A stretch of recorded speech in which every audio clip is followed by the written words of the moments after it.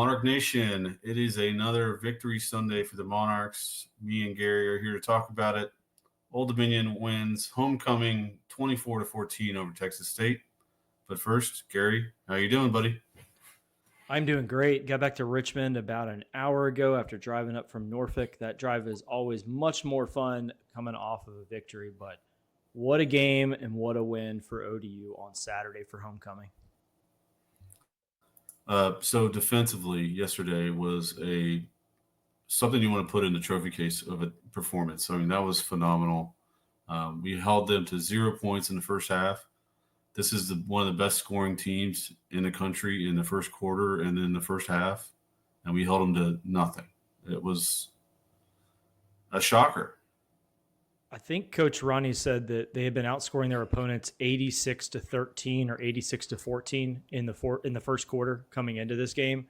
But just a master class in defensive planning, effort, tackling was really good. I mean, Blake Seiler and that staff did an incredible job getting this team ready for Texas State and everything they wanted to do. And maybe they had a slight leg up because Texas State runs an offense very similar to what this defense sees all the time in practice, and they seem to have the right recipe for just completely shutting it down early. All right, Monarchs. So before we get to our review of the game, Georgia Southern, I wanted to jump right into fan calls because we got two great ones this week. So let's jump into it. Our first caller is Erin, and she has a very funny story. I found it funny.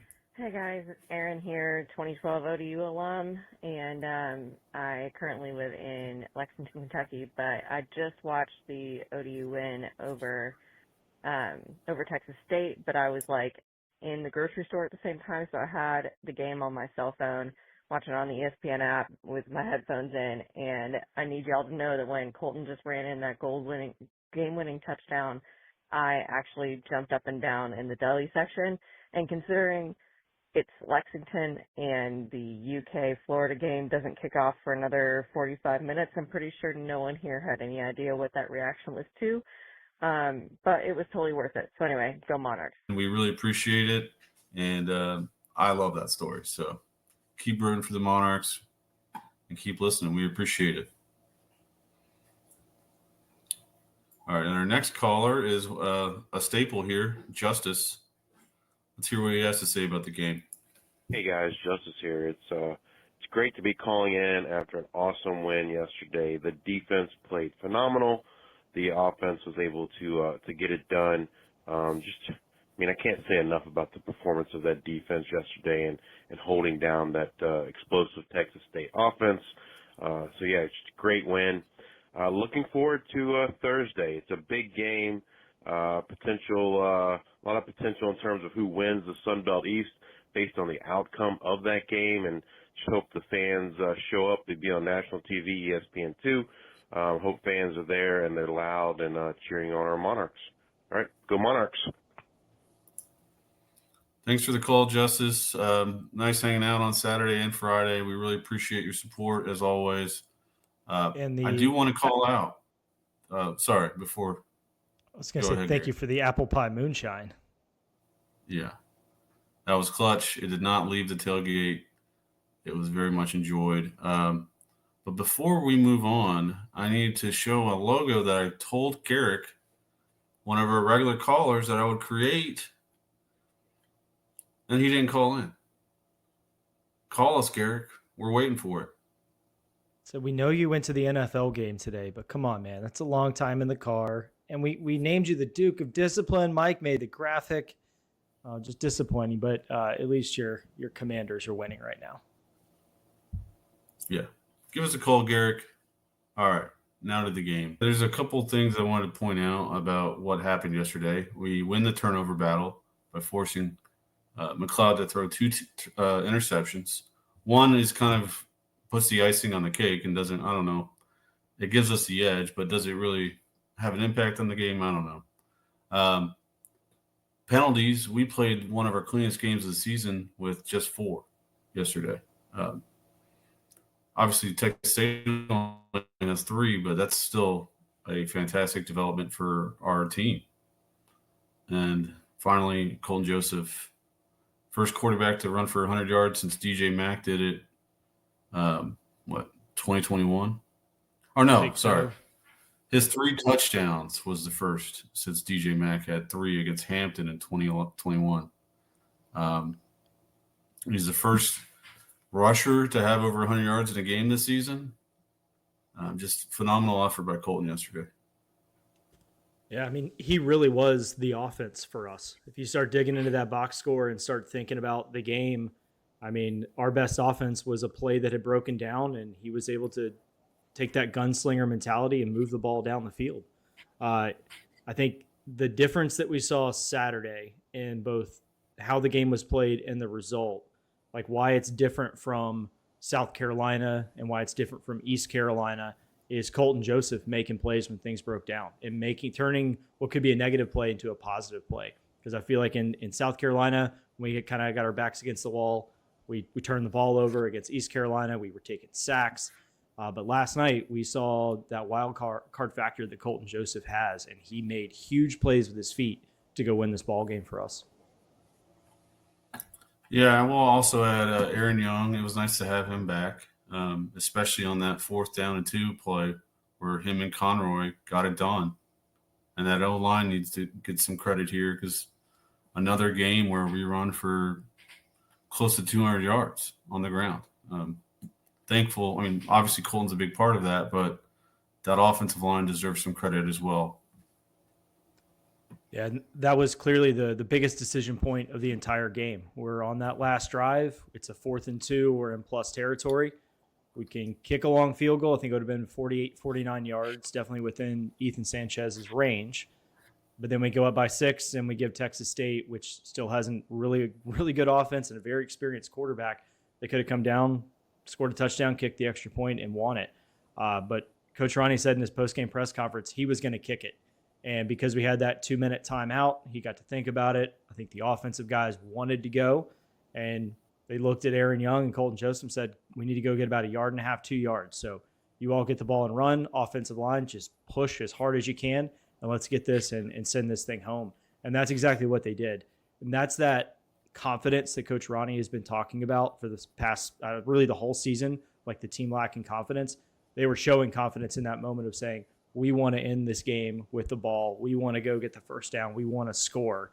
And that's something we hadn't seen from them this year. So I think that's almost as big of a turning point for this team as just beating Texas State.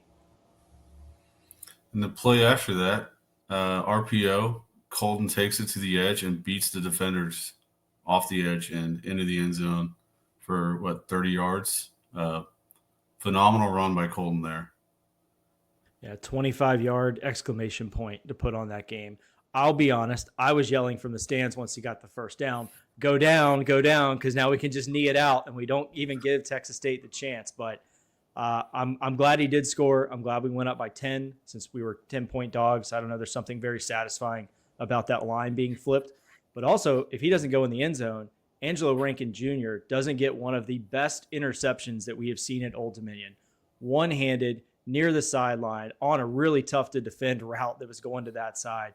He makes it. Sideline goes nuts. Fan goes nuts. Like, exclamation point on just a big-time win for this program. And the hardest part about that catch is when he hits the ground. Because obviously when you get the ball in the air, but when you hit the ground, it's that impact usually jars the ball loose. So his strength to hold on to that ball when he hits the ground is, I don't know, great catch. It was top 3 on SportsCenter yesterday. I don't know if we'll see a catch like that in a long time. I mean, I hope we see some more in some upcoming games, but great play by Angelo. And I talked to him after the Georgia State game. And, it's always been a situation at ODU, at least the last couple of years, of the defense has to be the one to go out and make the play to win the game. We haven't had a whole lot of situations where it's like on the offense, like, all right, you guys have to go punch it in and win the game. And I guess the terminology used on the sideline with the defense is like, all right, boys, it's time to go put out the fire. Go put out the fire. And it seemed like that conversation was had after Colton Joseph's touchdown of like, we can put this fire completely out, go out there and do it. And for a guy as experienced as Angelo Rankin Jr. to make that play, that's just kind of like the philosophy checks the box, the mentality, the effort, all of that checks the box. And you could see it. That defensive staff was going nuts on the sideline. I don't know if anyone broke any ribs or anything, but Blake Seiler was picking up and hugging everybody he could find close by.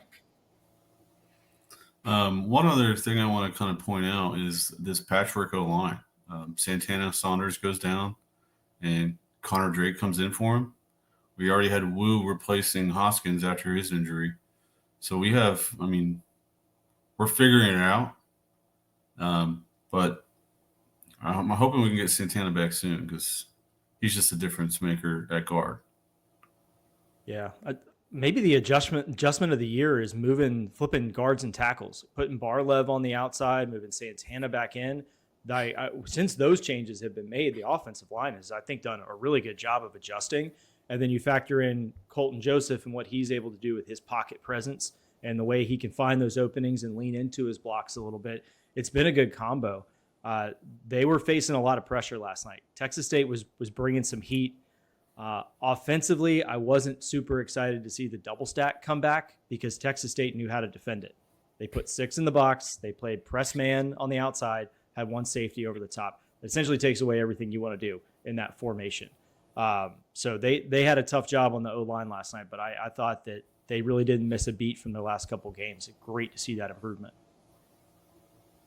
Yeah. Now going back to defense, third down conversions. We held Texas State, one of the best offenses in the G5, to 3 of 13 on third down. That's the game right there. That's incredibly impressive because they are a team that usually doesn't face many third and longs, and they convert a lot.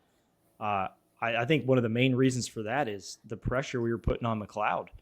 I felt like there was someone hitting him constantly. I think we ended up having 7 quarterback hits yesterday, a couple of sacks, couple tackles for a loss. You called it during the episode last week of last year at JMU. We hit him a couple times. He didn't look right, and he threw interceptions. And that played out on Saturday. So great call, Mike, on that one. I get lucky every once in a while. Speaking of sacks and pressure and all that, another game where we win that battle. Another game where we only give up 1 sack.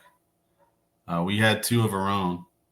Not a lot, but considering what the last 2 seasons have been like, to continually go like 3 straight weeks where we're only giving up 1 sack, it's a fantastic change. Because I think at the beginning of the season, we were leading the country in sacks again. We were well on our way to being at the bottom of that stat list again for a second year in a row, and it has completely flipped on its head really since, I think, Bowling Green is where we started seeing that change, and that's when the tackle guard flip happened. And Colton Joseph was inserted in the lineup, and his feet just keep plays alive. So they do. Credit to the O-line and Colton. Yeah.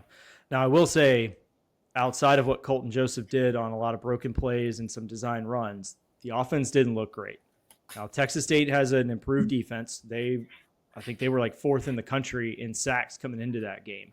So it's not like we were playing a bad defense and we didn't perform well, but we still have a lot of things to fix on the offensive side of the ball. We were not able to effectively throw the ball down the field. There wasn't much room up the middle for running. We were able to get some things when we needed it, but I felt like we regressed offensively, to be honest. Like we went back to being more spread out. We weren't doing those things to help Colton Joseph out and have those easy, quick reads. We didn't throw it over the middle very often.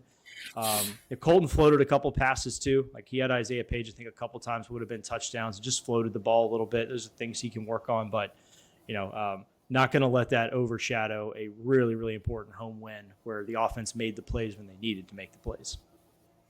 I'll say those floats often happen when his feet are not set when he throws the ball. It's a pretty common trend I've seen with Colton. He throws on the run, and he makes throws off balance quite a bit.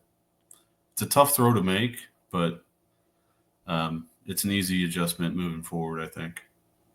Yeah, and I think he was already in the mode on Saturday of I've got to move around in the pocket. So he may have had a little happy feet, but those were very happy feet running into the end zone 3 times. I will say I was happy to see that. The only play that like really had me scratching my head on offense was on that last drive where we were running clock, we were getting first downs. We ran some sort of throwback screen where Colton went to the right with the running back, and then we tried to throw it far left to the other side of the field like a screen.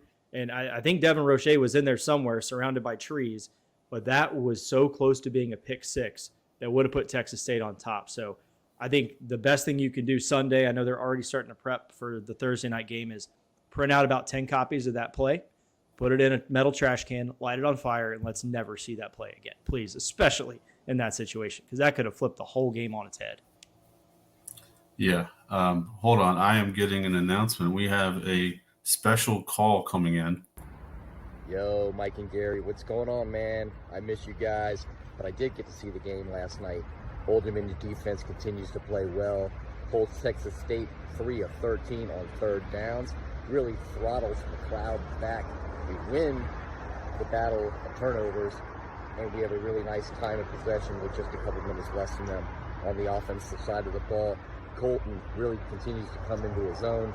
The team runs for over 200 yards. Colton with like about 100 on his own and puts the game away at the end, man. It was awesome. It continues to be awesome. Don't call it a streak.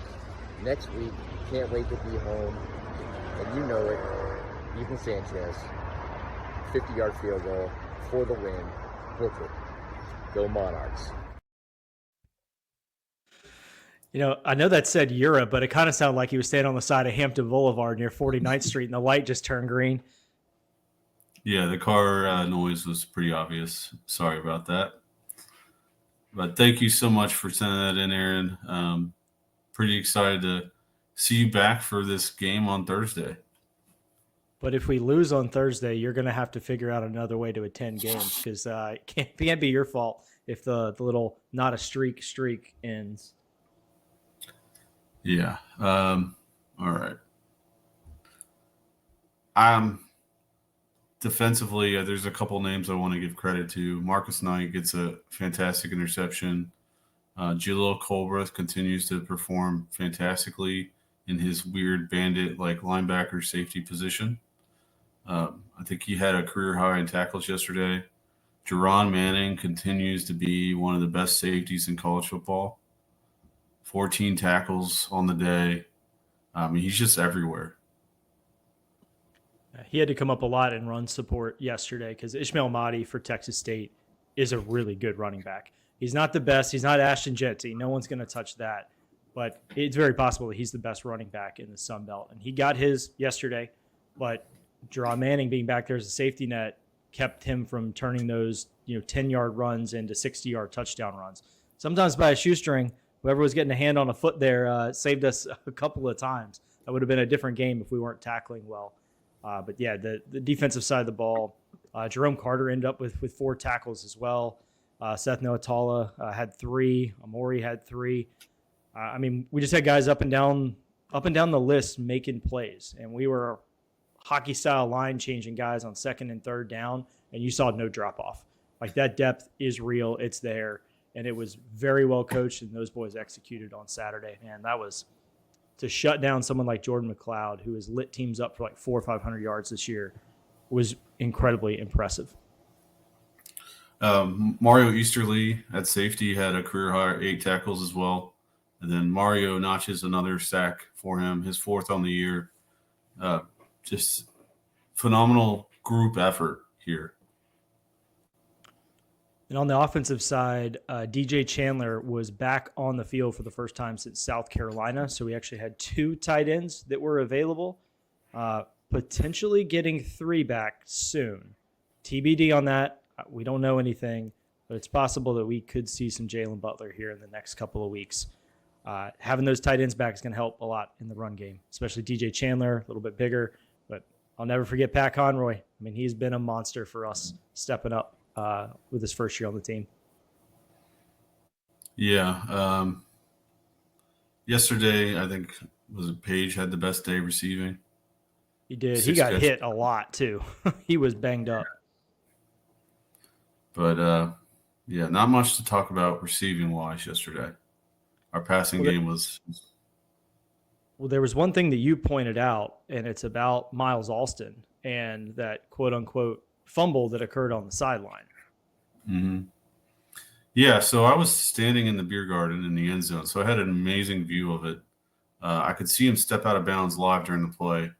So today, when I had a chance, I went back to check on the ESPN Plus feed, and it's clear he steps out of bounds. We shared the picture earlier on Twitter.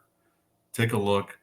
I just don't know why that play was not reviewed. It's a turnover. It can be reviewed. It would have been, if it gets reviewed and flipped, we had a hold on the play. So it's not a first down, I don't think. It's probably going to be 3rd and long. We likely end up punting. But who knows what the scenario would be if they actually reviewed it. And the fact they didn't is just mind-boggling to me when it's so obvious it was very close. I just don't understand why that wasn't reviewed at all. I was shocked that they didn't go take a look at that, especially given the situation and that there was a hold there. I don't know if we would have done anything else in that drive. We might have just punted it away, but I'll gladly take that flip and field position because Seamus Hall was back on Saturday.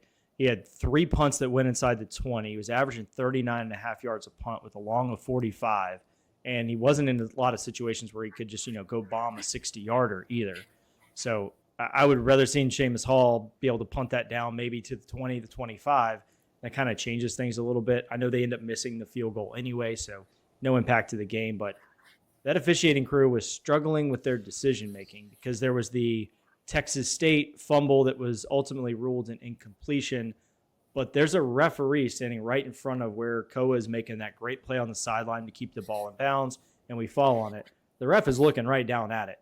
And he looks, he signals to stop the clock, and then he just starts looking around at the other refs like, I have no idea what the call on the field is going to be. Like, I have no idea what to do here. They talked about it for like 40 seconds, finally made a call, then reviewed it, and then called it incomplete. So they weren't the worst crew we've had in the Sun Belt.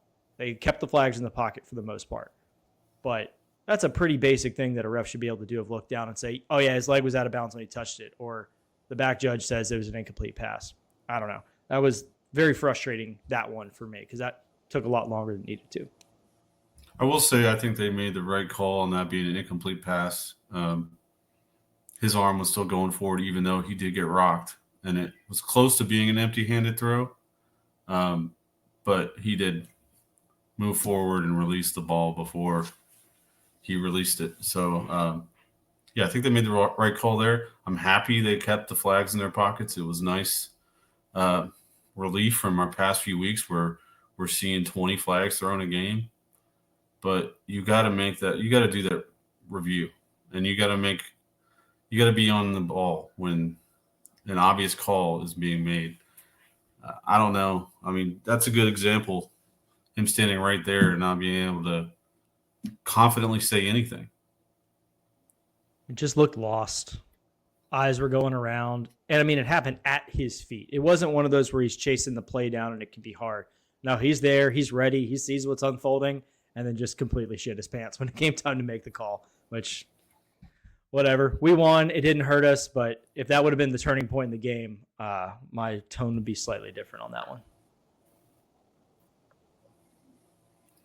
I do want to give some credit to Joey Hobart. On Friday night, we learned that he used to be college roommates with Colton Joseph's brother, Drayton, at Washington State. They also played Pop Warner ball together, where Colton's dad, David, was their coach. So the connections between Joey Hobart and Colton Josephs are pretty thick, but he played fantastic yesterday. Yeah, he had a pretty good game yesterday. We did a good job of containing him in a lot of spots too, but he had 6 catches for 88 yards and a long of 40. He's obviously a weapon. He's one that they like to target down inside the red zone too. The person that caught the touchdown, Bo Sparks, looks so similar to him when they're on the field together. Coach Ronnie mentioned that too. He was the one that leaked out and had the 24-yard touchdown catch there on 4th down. But they had playmakers. That was a good team that we beat on Saturday. An experienced team, huge offensive line, very dangerous defensive front. So that that's a win that you're going to look back on and be pretty proud of here, because I think they're going to do some damage in that Sun Belt West. But hey, we're looking to do some damage in the Sun Belt East. We got a really good opportunity to keep that going on Thursday and potentially take some 2-game leads on some people. Yeah, so we've been kind of bragging about this defense all season. And obviously the Coastal game kind of threw us off. And that this game against Texas State proved we were right in how good this defense can be. And that the Coastal game is more of an anomaly of a team coming off a bye, fresh and focused on us. So keep this up defense, and we have a real chance to win this Sun Belt East. If we get another performance like that from the defense and the offense matches maybe what it has done in the last few games where it's looked really efficient, we may blow some teams out. I didn't know if we'd ever win a game by more than one possession, but we did that on Saturday. It's the first time we've done that since we beat Coastal with Hayden Wolf and Blake Watson back in 2022 when we went down there and blew their doors off after the bye week. So we just beat what the odds-on favorite to win the Sun Belt by 10 at home. We kind of talked about that, how if we go down Georgia State and get a win, find a way to beat Texas State, and if we can beat Georgia Southern on Thursday, we're 4-4, and your perception of this team is going to change. I think it's already started. Like that we are a contender to win the Sun Belt East right now. Yeah, and now we have Texas State fans questioning whether they're frauds or not. And that's a fantastic place to be. Hey, if they want to sleep on us a little bit or future teams want to sleep on us, that's fine. We will not be sleeping on you, and that defense will come give you a pretty quick wake-up call, as McLeod found out a few times. I think Jaleel is the one that hit him really hard on a read option handoff. McLeod didn't have the ball anymore, but he got absolutely blown out of his shoes on that play. And I don't know if Ricky was coaching him up afterwards or celebrating with him, but I know they had a quick embrace on the sideline after he just planted the dude in the turf. It was great. I talked to him briefly after the game with him and his dad, and there's not – I mean, a lot of ODU guys are proud to be Monarchs, but that guy, I don't know if there's anyone more proud to be a Monarch than Jaleel Colbert. I mean, he's what you hope for in every player on the team. Just gassed up, so stoked to be here, and ready to make plays. You can feel that energy when he's on the field. When he's subbing in there, he's sprinting off that sideline to get into position. It was good. It was good to see a lot of guys like that. I mean, they played like a true cohesive unit. The coverage was unbelievable. We were doing a really good job of disguising some of our coverages, and I think that's how Marcus Knight got his interception. Like McLeod was probably thinking he wasn't supposed to be there, and then as he released the ball, he's there, and now you've got to go tackle Marcus Knight. The only thing that would have been better is if he would have just stiff-armed McLeod into the ground and gone for 6. But big play on the interception, big return to get it back in easy red zone attempts for us. We were 3 for 3 in the red zone yesterday. That's been a struggle for us all season long, and we were 3 for 3 in the red zone. Just awesome stuff. And then time of possession is when we talk about. Texas State was slightly ahead of us. I think they had 31 minutes, 16 seconds. We were at 28:44. But we did a great job in the second and the fourth quarter to take the air out of the ball and keep that Texas State offense on the sideline, running that play clock down to under 5 seconds, running the ball, making the smart decisions, and just eliminating drives for Texas State. We probably took 4 drives away from them just by being smart when we had the lead. And we all know that's something we struggled with a lot last year of how do we play smart with the lead. That seems to at least have corrected itself now because we were able to swing that time of possession back. The play differential was small, and we looked like we expected to win that game. And that is what we need to get back to with winning culture at ODU. Yeah, but while you mentioned in time of possession, we need to raise the red flag again on the third quarter. Because the third quarter, our offense did absolutely nothing. And it's not the first time this season. We saw it against Coastal, and it was a big reason why we didn't win that game. It could have been a reason why we would have lost yesterday, but thankfully we had the great performance in the fourth quarter to kind of pull us out of that funk. But that is concerning. Coming out of the half, we should be playing better ball. And yesterday I don't know. Is it execution or is it coaching? I don't know. The big one that flags to me is Virginia Tech, because I believe we had 0 yards in the third quarter against Virginia Tech. And that was Virginia Tech made a lot of adjustments at halftime, and it took us way too long to try to figure those out and adjust ourselves. It seemed like into the third, start of the fourth, we had adjusted to their halftime adjustments, and we started shutting them down again. So it's kind of a chess match. I mean, you're up 14-0 against the team you're supposed to be losing to at halftime. Like, what adjustments are you really making other than maybe some tweaks on offense? And you kind of have to be prepared for what they're going to throw at you. Like, the defense seemed ready. The offense was a little bit thrown off. But again, we saw a lot more double stack in the third quarter. We saw less passing to the middle, less success in the run game. But then we kind of got back to what we needed to do in the fourth quarter. Yeah, hitting those outside runs. Bounce it out. With the double, yeah. Colton showed everyone, beat him to the edge, and you're gold. He was torching dudes around the end. Like running back style, torching guys. Took the right angle, got the right leverage, and then just afterburners gone. It was when he has the ball in his hand, don't you just feel like something good's going to happen? We're going to win this game. It might be something that scares the shit out of you, like some of those passes that probably should have been picked off. But you know that he is a gunslinger and he is trying to be aggressive and make plays. And that is so good to see at the quarterback position for us in this offensive style. Don't be scared. Yeah, he's been a joy to watch so far. And you can kind of feel the energy changing around the stadium now with fans. Because the last few years, you didn't know what to expect.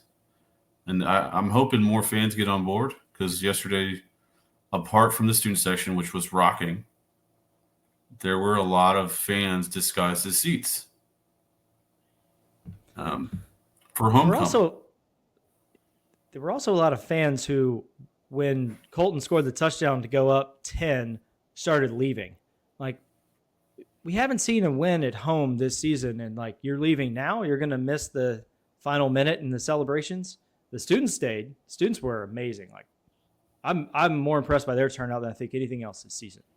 But yeah, stay. If we're going to win the game, stay and celebrate. Let those guys see you cheering for them after the game. Like, they went out there and earned that. Yeah, I'm a little worried about a Thursday night game, considering what the crowd was for a perfect October Saturday for homecoming. What's it going to look like when people have work to blame on why they're not going? I'm hoping people take the approach I am and they're off of work, or they're going to cut out early and come over. I mean, what else are you going to do that's that much fun on a Thursday? Like, the weather's supposed to be nice again. You got a good matchup of good teams fighting for the number one spot in the Sun Belt East. You can go on StubHub right now and buy all those tickets that Virginia Tech are holding for season tickets. Get cheap tickets. You can come in, and I promise it'll be more fun than sitting at home watching a terrible Thursday night NFL game or something. And we get a drone show this week, which we've never had at ODU. And I'm pretty excited to check it out because I've never seen one in person before. I saw clips of the one that Texas had on Saturday, and that was pretty cool looking. We're also going to have some other stuff pregame, and I think we may have someone joining us here in a little bit, a little surprise guest action on the Monarchist podcast to talk all about that. Yes, sir. So is this a good time to move on and take a break for the collective? I think so. All right, let's do it. This episode of the Monarchist podcast is brought to you by the Pride of ODU Collective. Their mission is to elevate the experience of student athletes through name, image, and likeness, while also elevating the fan experience. If you or your business are interested in getting involved, you can reach out to us directly or go over to theprideofodu.com. That is theprideofodu.com. Thank you for listening, and go Monarchs. All right, this Thursday night at 7 p.m., Old Dominion football hosts Georgia Southern for first place in the East. But it's also Military Appreciation Week for Old Dominion football. And as Gary alluded to, we have a very special guest, our buddy, Major Monarch, Harry McBrien, who we're going to add to the call right now to talk to us about some awesome things going on Thursday. Welcome to the show, Harry. What's up, fuckers? How are you? What's up, Harry? It's good to see you, man. Hey, thanks so much for letting me join in on this wonderful victory Sunday for the Monarchs. Yes, sir. So I know you've been working a lot behind the scenes with Old Dominion and the military to make this a very special Military Appreciation Week. Yeah. So tell us a little bit about what you got planned. So I gotta say, for those that know me, I don't bullshit. I call things like I see it. And when I tell you ODU has opened up and put out basically a red carpet for the military, I'm not exaggerating. This all started years ago when we started our Toys for Tots drive. As you know, we slowly started to integrate more military vehicles, personnel, and equipment into the game atmosphere. This year, this Thursday is going to be the culmination of all that work. We started meeting as a collective with ODU folks and a lot of folks from Comnav Airland owns all the aircraft, folks, PIOs from Fort Eustis, Fort Story, and basically it's going to come together on Thursday. But it really starts tomorrow, because if you haven't already mentioned, the Ricky Ronnie Coaches Show is going to be on the Dwight D. Eisenhower. And that's cool for a couple reasons. Number one, if you don't follow that commander of that Eisenhower on Twitter or whatever snap tweet or instant crap you do social media, I highly recommend you follow him on Twitter. This guy is awesome. Now, they were on an extended period of time over a deployment over in the Middle East and being shot at and drones thrown at them from the Houthi rebels. And now they're back in port and they're hosting us. They're hosting the Coach Show. That's pretty impressive. So I imagine you're going to hear from him because he does social media right and does a good job. And I followed him during this whole deployment. So that's tomorrow between 7 and 8. That kicks off this week. And then on Thursday, let's get to the meat and potatoes. You guys ready for this? Let's do it. All right. So Thursday, we've got some friends from VFA 106, the Gladiators, out of Oceana. For the past 3 years, or this is the third year, they've been supporting us with flyovers for Toys for Tots and stuff. This year, we're including them into the flyover, not for the game itself, but actually for Kaufman Mall, which is cool because all the engagements and all the activations that are happening on Kaufman Mall, it's going to start off with a flyover of the section of F-18s. So basically 2 F-18s. And these are some pilots that have been a part of this for the past 3 years. So this is great stuff. So that's at 16:45. That's 4:45 for you non-military types out there. So that's going to coincide with the Monarch March. And then Monarch March, and Gary, you had this idea last week. You texted me or we put it in our group about it's going to be led out by Army and Navy ROTC in front of them. So that's awesome. So we're going to see that for the first time, or at least first time I've seen it. Then we're going to have Army and Navy obstacle courses and different activations on Kaufman Mall so that kids can come out, put on gear, and things like that. That's huge. A lot of interactivity there. I will say we actually had a Black Hawk helicopter scheduled to land there and to be able to go on as a static display. But because of limitations in the size of Kaufman, as you might know, we're not going to be able to fit that into the scene. So we had to wave them off, if you know what I mean. Wave off. Sorry.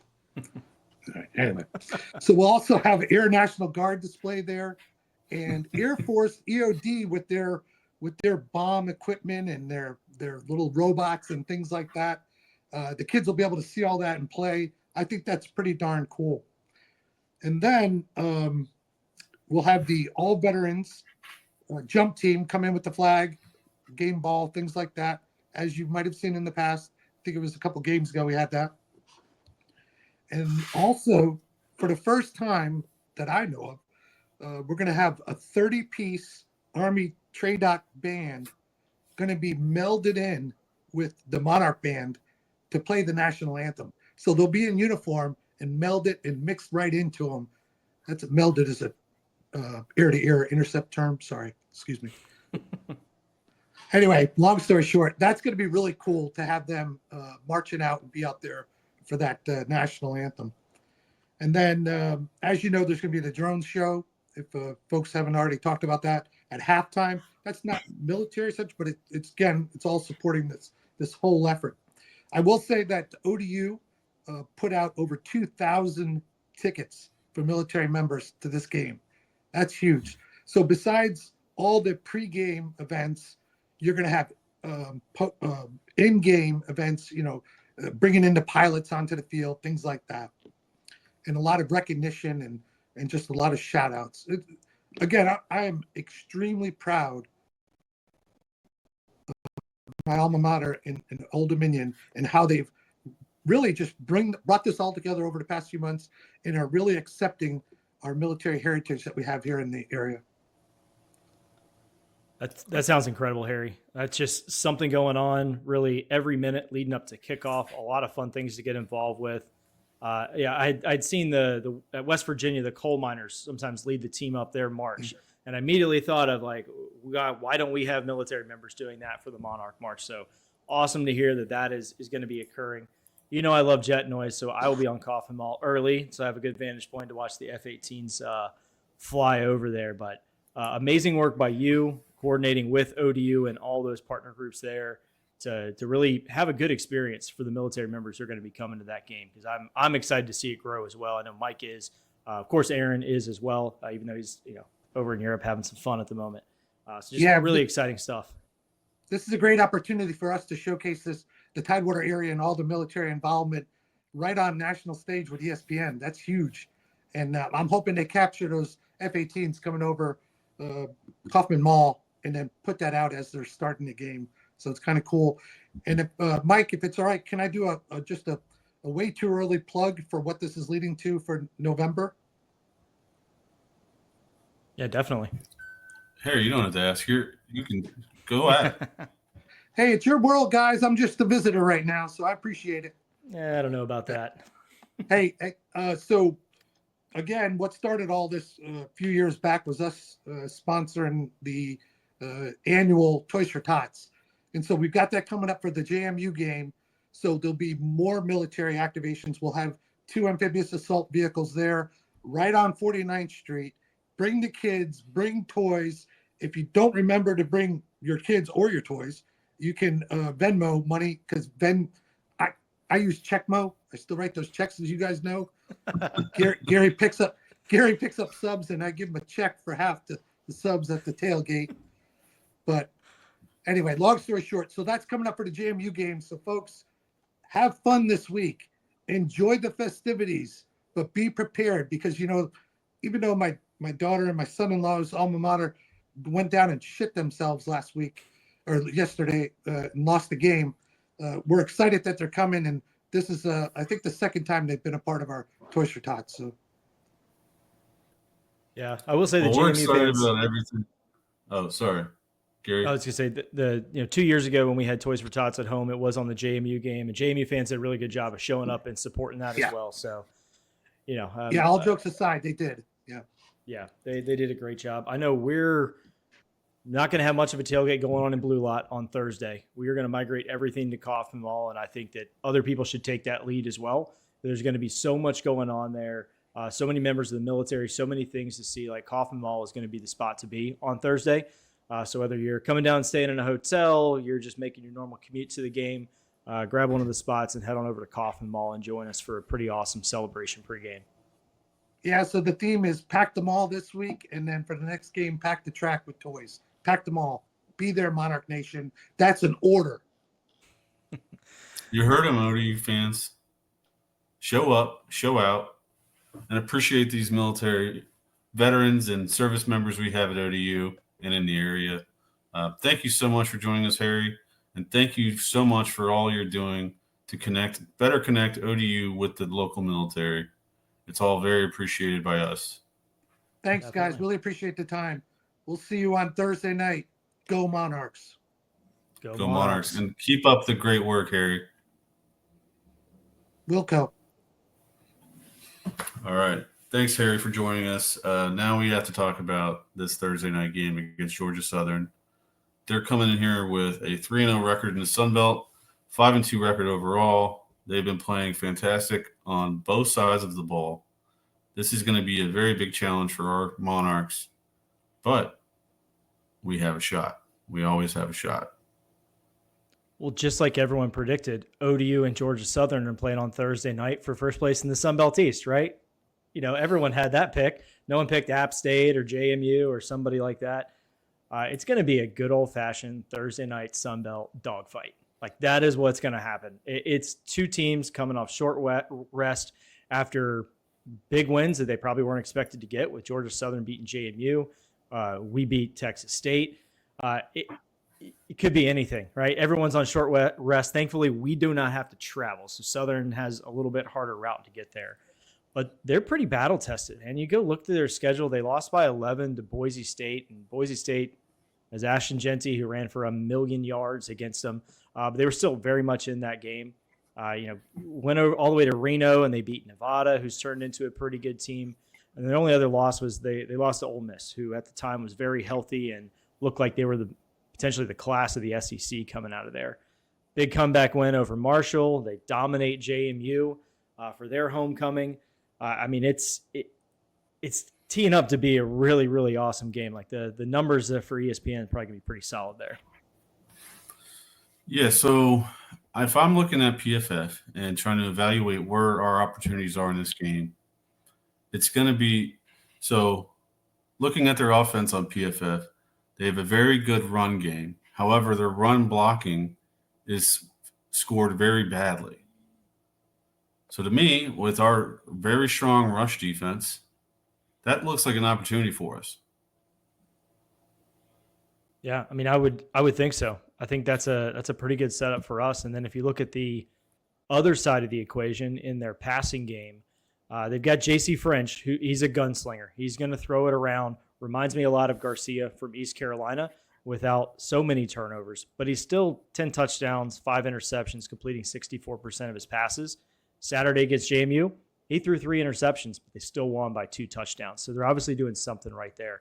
But if we are able to take that advantage, shut down the run, force more passes, our ball hawking secondary may have themselves quite a day. And then it just on the offense, you're going to go punch it in like you did against Texas State.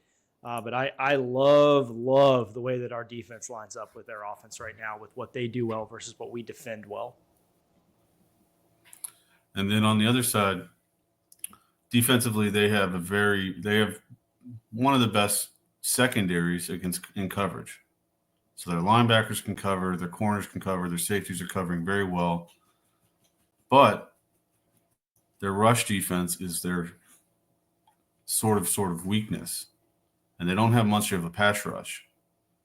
So that bodes well for us with a quarterback who can run the ball extremely well. He's going to have more time to throw and make plays with his feet. And yeah, you give Colton more time. That's only good things, right? Like, you can move the ball.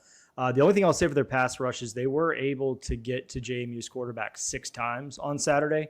And now I don't know if that's JMU having O-line problems, bad scheme, what was going on there. But to get 6 sacks against JMU seems like it's a pretty big deal. So we're going to need to tighten up on that pass defense, or on the pass blocking. But J.C. French is not better than Jordan McLeod. He's not as experienced. He doesn't have the track record, doesn't have the success, and we shut McLeod down. So we need to do the same thing to French. Maybe just let him throw, like hit him, let him throw. And you toss 3 picks in a game that you win by 2 touchdowns, and there's going to be opportunities for this defense to go eat again. So, you mentioned the sacks they had against JMU. JMU also had a lot of procedural issues on Saturday. A lot of pre-snap false starts, a lot of that stuff. That tells me that offensive line just wasn't in the right mode for that game. So I wouldn't read too much. Yeah, something seems off with JMU's O-line for that game, and maybe it was just scheme. Maybe they just schemed it up and blitzed well, but I don't know. I was a little shocked to see that be such a dominating win for Georgia Southern. Yeah, I don't want to overlook them. They obviously are coming here with a fantastic record. and they beat some really talented teams. But looking at the PFF stuff, it looks like all of our strengths are going against their weaknesses. I mean, they weren't expected to be much coming into this season. I think I even joked about it on like our preseason episode of we sure as hell better be Georgia Southern at home on a Thursday night because they're going to be terrible. Well, they're not terrible by any means. They're good. I mean, if we're playing for first place, they're doing something right. I think this is just going to depend more on do we show up with that same intensity that we had Saturday, that same focus and game plan and execution. If we do that, I don't care who's coming to SB Ballard. We're going to win that game. And I feel much more confident in this team because I think they feel more confident about themselves right now. All right. So there's another thing in the back of my head. At the same point in the season last year, they were also very well suited to finish strong in the Sun Belt East. Were they not? Like, didn't they start off strong last year? They did, limp yeah. to the finish line? Yeah, because we kind of had the kill shot on them when we went down to Statesboro towards the end of the year. Yeah, they ended the season with 5 straight losses. Now, 22, I kind of want to say the same thing happened. Yeah, because they came out high-flying offense. They did beat us at Ballard, but it was close. It was not expected to be close. So, given it's been a 2-year trend for them, there's a good possibility this team again blows up down the stretch. Until they prove anyone wrong, I don't know. Just throwing that out there. You're on the right track there. I think the Marshall game may have held that off for a little while because it looked like early when they played Marshall that they were done and that was the corpse of Georgia Southern was going to play out the rest of the season. But they came back and won that game, clearly carried that momentum into beating JMU. But how far can you run on just that momentum? Like how long does that take you? Like, is this the letdown game? Because they could probably look at us and say the same thing. Is this the letdown game for ODU? So I don't know. That's why this is just going to be a fun dogfight game. Like if I wasn't rooting for either side, this would be a must-watch game for me on a Thursday night. Because, I mean, who knows what's going to happen, but it's going to be two teams that are playing for just about everything in front of them. Yeah, I'm excited for this one. It's going to be a great atmosphere. Obviously, the pregame is going to be fantastic. And then the halftime show is going to be very cool. I just hope we have a crowd worthy of all that's going on Thursday. I know that classes after 1 p.m. on Thursday are canceled. So students, no excuse, start getting lubed up around 1 o'clock, see it Coffin Mall from about 4, and then get there early and let Georgia Southern know that you're going to be having some fun with them the entire game. But I have no doubt that the students are going to show up. They're going to be there. It's the rest of the stadium that I'm a little concerned about. But 2,000 tickets out to the military. And let me tell you, you want to talk about an untapped potential fan base for ODU? The Navy base is right down the road. Oceana's in Virginia Beach. You got Langley right across the river. You got Fort Eustis up in Newport News.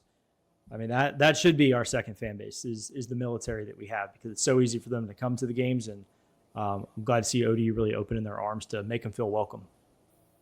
Yeah, Harry's been doing that outreach and connection all off season with them. And we've had some really good conversations about what that looks like moving forward.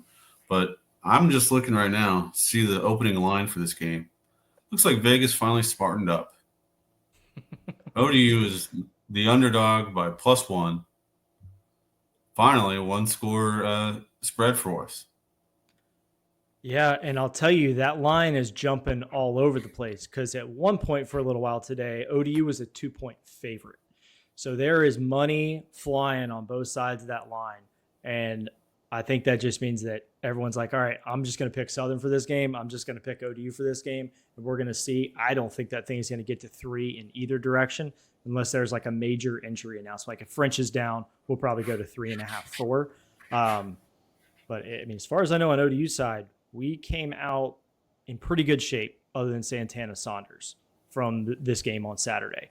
And we got Aaron Young back. So that was a surprise. Yeah, I wasn't expecting him back for a while, but very happy to see him back. Hoping Santana can get healthy. If not, I'm glad Connor Drake got that experience on Saturday so he can continue to build and get more comfortable playing on the line because I got to shake hands with him after the game. I knew he was big, But standing next to him in his pads and his helmet, that kid's a monster. Him and Keenan McNally standing next to each other is an impressive sight to behold. Like they probably have their own gravitational field, so don't get too close. But they're some big dudes, man, and you put them in there at guard and just let them go push some other big dudes around. You can have some success there. Yeah, and I got to imagine that's a real big confidence builder for him to come into that game for Santana, play extremely well. Obviously, sometimes you're going to get your butt kicked on the offensive line, but everyone's going to get their butt kicked on the offensive line eventually. But that experience in a win where they ran the ball extremely well has to be really good for his confidence moving forward and his comfort level, which is very important for an offensive lineman.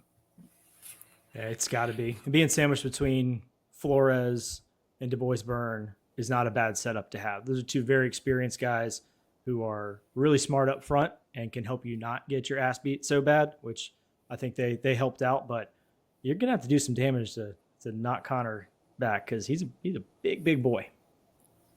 Yes, he is. So is there anything else you want to talk about with this game before we get – so I've noticed the past couple of weeks when the games have been on ESPN, or ESPN2, they've been doing SportsCenter live from the campus. I don't know if that'll be the case this week, but that would be very cool if we get Matthew Berry doing SportsCenter live from Kaufman Mall with all this great military stuff going on. I hope that happens. I hope so as well, but I think that they're going to be at Pitt for Syracuse Pitt doing that because they've only had like one college game on ESPN the last couple of Thursdays, at least on the primary ESPN. It would be really cool though. I mean, hard to find a better spot than right there on Kaufman Mall with everything that's going on. Time up that flyover right and pull out all their audio equipment. Yeah, I wish there was somewhere I could check to see which crew was calling our game for ESPN2, but I'm not sure if that's available yet. I have not seen it yet, but usually that comes out Monday for Saturday, so we'll see. All right. Well, I think we should bring back Harry on for picks. I think we should make Harry pick. Absolutely. I see him smiling in the little backstage window. Get back here, Harry. All right, Harry. It's prediction time. We already know Aaron's is Ethan Sanchez, 50-yard game winner. We're going to let you lead off because it's Military Appreciation Week. You're our favorite veteran. Let's hear it. What you got?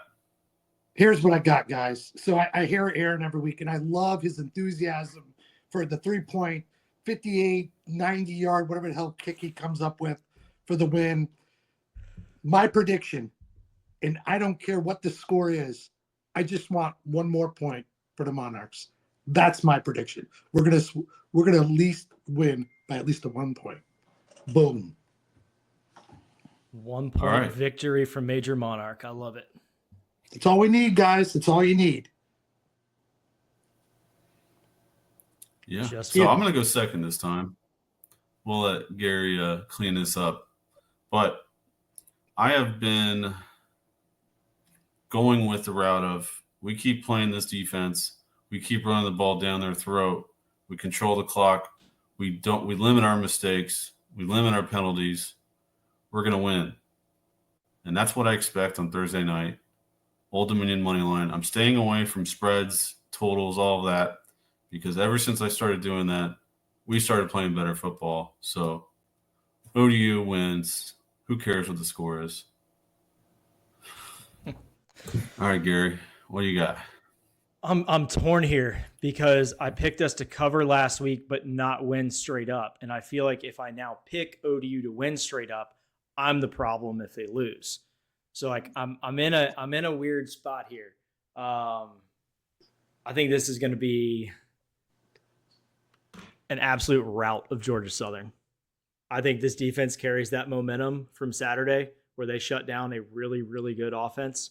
And our offense didn't play particularly well. They still won 24-14. Offense is going to show something we haven't seen a whole lot this year. And I think it's going to be a lot more through the air for Colton Joseph, a lot more to Pat Conroy, a lot more over the middle, using those slot receivers the way they should. I think that we are having a really fun time in the fourth quarter celebrating a 2 to 3 touchdown win over Georgia Southern and first place in the Sun Belt East. And if they lose, yes, you can blame me for picking ODU, and I'll pick against them the rest of the season. So Monarchs win it big. Big celebration. Well, I like your prediction the best because if that happens, we're all going to be just dancing in the blue lot after the game. We'll be dancing somewhere until they put us in cuffs or we're having to call Harry to bail us out. Oh, geez. Here we go. I got my own problems, All right. guys. Well, what'd you call it? Checkmo? We'll send you a checkmo for bail funds. Nice. Yeah, we need a We'll do it dedicated account for that. We'll do it before the game. Nice. All right. Well, thanks you for joining us today, Harry. Thanks for listening, everybody. Get to Kaufman Mall on Thursday night. Pack the castle. Let's make this a tough place to play on Thursday night. Other than that, go Monarchs. Go Monarchs. Go Monarchs.